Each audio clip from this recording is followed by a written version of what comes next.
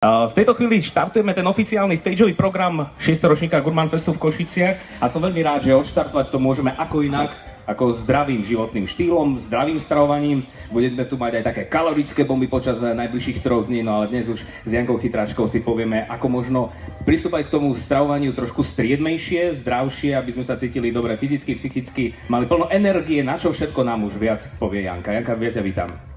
Ďakujem veľmi pekne za privítanie. Ja vítam aj vlastne všetkých účastníkov Gurman Festu. Neviem ako vy, ale pre mňa je toto udalosť roka.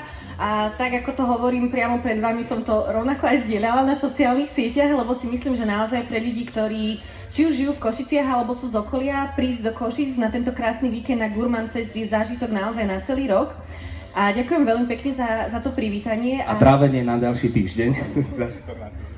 Určite áno. A ak by som mohla predstaviť teda to, čím začíname tento program tohto Gurman Festu, tak ja by som teda predstavila nás, alebo teda poviem aspoň za seba, kto som, čo robím a akým spôsobom si myslím, že tento Gurman Fest môžete preniesť do svojich kuchyň a mať vlastne takýto gurmanský zážitok okrem dnešného dňa aj počas celého roka.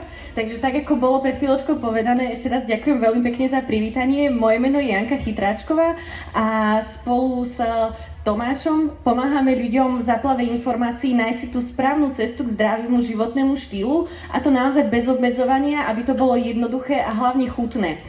Okrem iného, neviem, že či bolo spomenuté, ale veľmi rada by som povedala, že sa nám podarilo aj v rámci mesta Košice alebo zároveň aj za celé Slovensko získať ambasadorstvo od známeho šéfkuchára Jamie Olivera, takže veľmi sa tešíme a cítime sa byť veľmi hrdí, že môžeme byť ambasadori práve tohto šéfkuchára Jamie Olivera na Slovensku. Áno, tomu som sa chcel vlastne trošku povenovať, zvlášť pretože my vieme, Jamie Oliver, keď začínal vlastne v 90. rokoch, tak to bol tak, že kuchár varil všetko, varil